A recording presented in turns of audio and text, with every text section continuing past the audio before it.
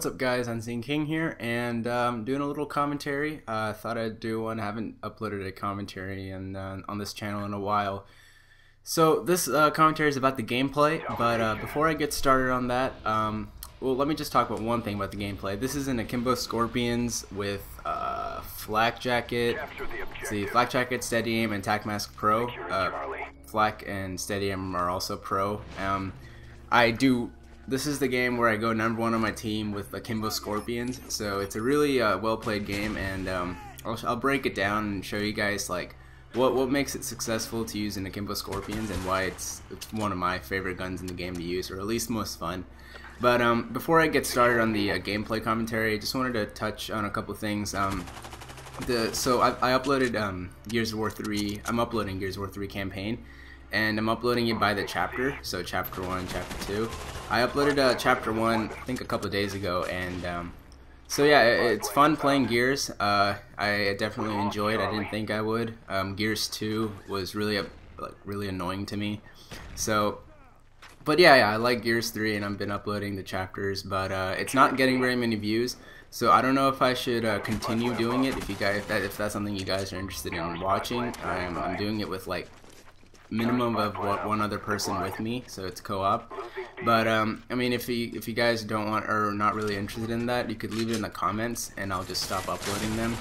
But yeah, so pick it off at that. I'm gonna leave it at that. So if you guys are interested in watching Gears, let me know in the comments. But anyways, back to this gameplay. So basically, it's just me and one of my friends.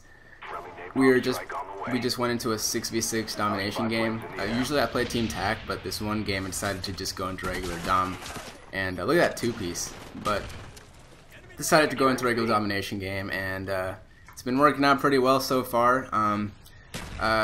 I tried to control just A and B, or C and B, but we lost C, and then we had capped A, and then everything got a little screwed up. So when I cap C, it's triple cap. So in any domination game, when you're triple capped, that means that if you're triple capping the enemy is going to be spawning at a special spawn on every map. So if you're on A side, if your enemies spawn near A if your enemy spawns near A, they are going to stay up near A until their flag gets taken. So like right here, since their flag is that A flag is now theirs, they'll be spawning around A, if not close to it. But if you triple cap them, they have no home flag. So when you triple cap them, they start spawning in the as everyone calls it, the shit spawn. That's what happens when you are triple capped. You don't have any home flags. You have to start spawning in the shit spawn. So each map has its own shit spawn, but I didn't really know the shit spawn on this map, so I just kind of ran around like a crazy person. But the way you want to use the Akimbo Skorpions, it's kind of like a shotgun. I know that's kind of intuitive, but the way you get up close without going into their spawn is you use a jammer, like I am. Let's say you can put down the jammer like around B, and you just stay in that jammer area usually, and that will get you all your kills, because half of the kills you get inside your jammer are people looking for the jammer, and the other half are people trying to take B. But you have the advantage because they have a jammer out, or you have a jammer out, so they can't really see where you are. So that's probably like the best way to move about the map within the Akimbo Skorpians, because if they catch you at long distance, you're screwed. So you also want to move from cover to cover, like I am here. If I'm not shooting or engaging in anyone, I'm usually taking cover. See, like as you can see right here, but that grenade got me. But if you're not engaging anyone with the Akimbo Skorpians, you want to take covers, because you don't want to get shot from a long distance. You're completely aren't defenseless when you get a long-range battle. Oh, a small correction. I'm using Ninja Pro and Scavenger, but I'm also using Steady Aim. So I recommend using Flak, Steady Aim, and Tac Mask Pro. Don't really use Ninja in this game. Even in Search and Destroy, do not use Ninja. Unless you have like a high-quality headset, you can't really hear them anyways. I have tried an AX 720s, I believe, and they're pretty high-quality headsets, so I can hear people without Ninja. But most people with a headset that usually have like $100 to at the most $150 headset on average. So don't worry too much about it getting sound hoard, but Yeah, so Ninja's not really very useful. I was just testing it out in this game, seeing if people could hear me or not. But I mean, people can't even hear you without Ninja, so you're okay without using Ninja. And I have a couple other gameplays. I want to get rid of the Black Ops gameplays before MW 3 comes out. So I'm gonna probably be pumping out some Black Ops commentaries like once a week or so. And like I said, I might continue Gears of War, depending on if you guys want to watch it or not. Because I really don't want to like waste my time if no one's watching it to record it. I mean, I'm still gonna play through it, but yeah. So another thing I wanted to touch on was when you're playing with teammates, you mostly always will win, and the reason is because, well, that is, you'll always win if you're communicating. So me and Alex, the person I'm playing with, Green Eye Clown, me and him and whoever else I'm playing with, usually in a party, we always communicate. We always tell each other where they're spawning and if they're taking B or not, because sometimes the dude in the announcements doesn't tell you that he's taking B. So we kind of help each other out in that way, and that you'll usually get your win against randoms. But if you go by yourself and you want to play by yourself, it's kind of very dependent on how good your team is. So if you're a really good, strong player and your team's not that good, you'll obviously lose unless you somehow manage to just backpack your team like incredibly well. But look at that, I captured A, I jumped off too early and then I lost it and have to go do it again. That's what happens when you drank too much coffee right before you played. But anyways, so if you watch this gameplay so far, I've been around the radius of the Blackbird, I've been around the radius of the Jammer. So when Alex gets his Blackbird, I just went crazy and I just flanked them.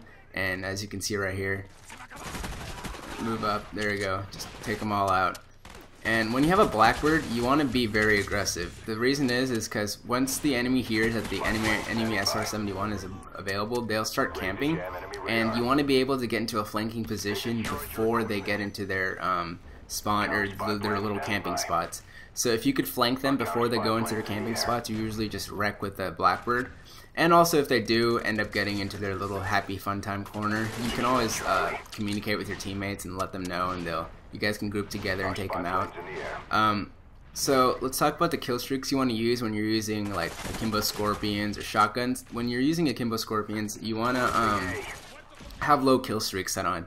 You're not gonna go and get dogs majority of the time. You may get dogs every now and then with Akimbo Skorpions, but I mean, what you want to focus on is getting that counter UAV and UAV, and then your third kill streak can be just whatever. I think I have like napalm, maybe, I don't really remember. This is quite old gameplay. But you want to use the low kill streaks, and UAV and counter UAV, that combination is one of the most powerful combinations in Black Ops, and if you go back to Modern Warfare 2 and use that, it's still one of the most powerful combinations. I mean, excluding that you get your Predator missile, then Harrier, then AC-130. Besides that, if you want to focus on low, you want to go UAV, counter UAV, and whatever third kill streak you want. The reason is because when you have a UAV, majority of the people in domination don't use Ghost.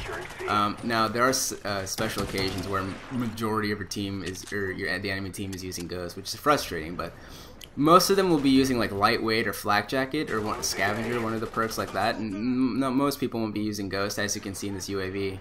So once you get a UAV, your team can actually start taking power positions on the map, and you guys can get map control. And map control is one of the keys to winning a domination game. You want to be able to get into a good map control position. And look, we found a Python. But once you get map control, you're pretty much set with the UAVs, and you can always keep feeding the teammates because you'll probably keep dying after like 4 kills or so, and you can always pump out another UAV. So counter UAV is useful solely because of the reason that it just throws the team off, the enemy team. When they're walking around, they have no clue what flag is being taken, and they don't know where you're spawning. Their UAVs are useless. They're pretty much thrown off balance. They're kind of off their game. You throw them off their game. So I have a jammer on because you must be asking, why am I using jammer when I'm using counter UAV?